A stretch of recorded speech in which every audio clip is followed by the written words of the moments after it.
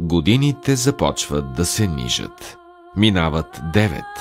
Училището се утвърждава, а учениците му се увеличават. Но идват тежки и съдбоносни времена за нашия народ. Избухва Балканската война.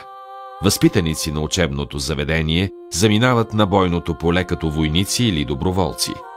Мнозина загиват, жертвайки своя млад живот с беззаветна обич към родината.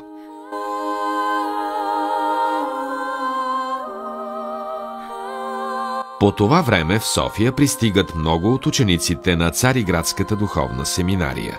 Те бягат от войната и са в тежко здравословно състояние. Оцелелите от фронта също се връщат уморени и изтощени, за да продължат образованието си. И Софийската духовна семинария, тяхната алма матер, ги приютява и полага грижи за тях.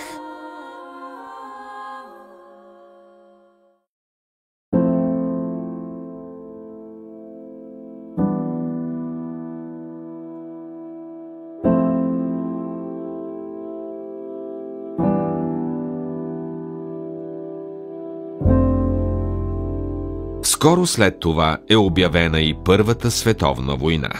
България влиза в нея и за семинарията отново настъпват извънредно трудни и сякаш непреодолими обстоятелства. Сградата е реквизирана и превърната във военна болница. Много от учениците от горните класове постъпват във войската, за да изпълнят дълга си към Отечеството. Духовното училище обаче не се предава и продължава учебните занятия в частна сграда при тежки условия. Недоимък на храна, отопление и осветление. Семинаристите са разпределени в частни квартири, живеят в крайна бедност, но техният ректор и всичките им учители непрестанно ги посещават, окуражават и наставляват да се учат с ревност и постоянство и да присъстват редовно на богослуженията.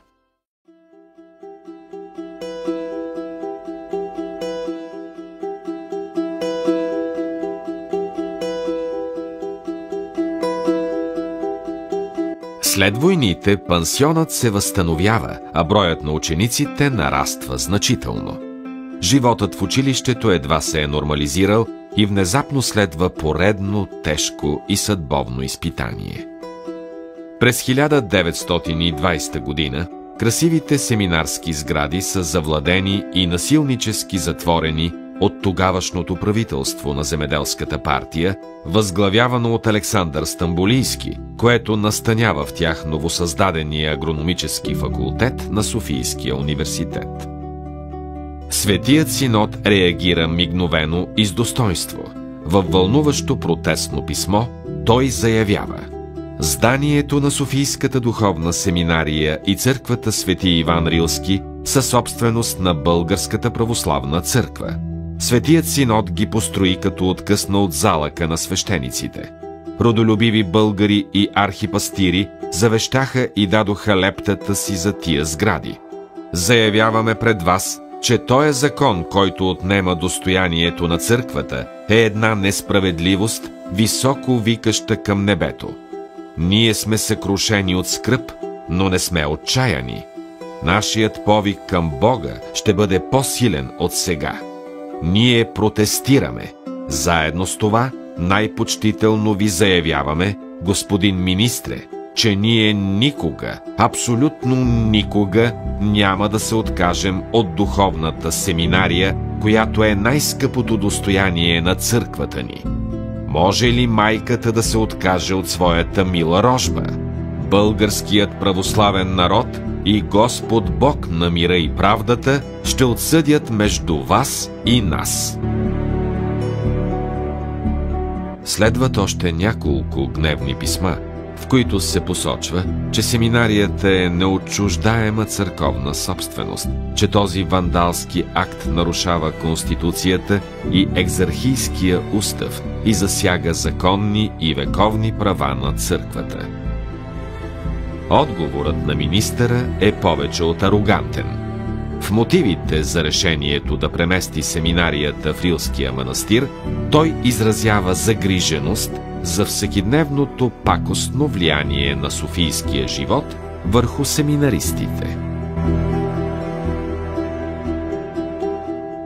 Въпреки съпротивата на църквата и на цялата парламентарна опозиция без изключение, правителството запечатва семинарското здание.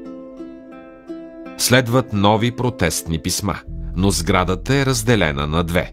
Възпитаниците на семинарията са стеснени до крайна невероятност, а през май 1923 година са изхвърлени от собствения си дом. Вратите са заключени.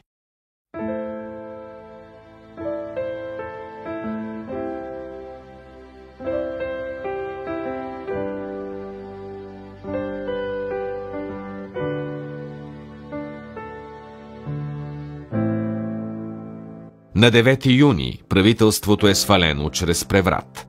Още на следващия ден Светият Синод получава уверение от новите управници, че семинарията ще бъде върната изцяло на църквата. Не тъй обаче гледали на семинарския въпрос професорите агрономи, пише Църковен вестник. Те смятали, че се намират пред един свършен факт с семинарията и поискали да поставят всички пред тоя факт. За тази цел те започват опустошителен ремонт, който продължавал денонощно. Сградата е подложена на разрушение, а градините около нея са опустошени. Двама министри от това правителство настояват Светия Синод да си построи друга семинария.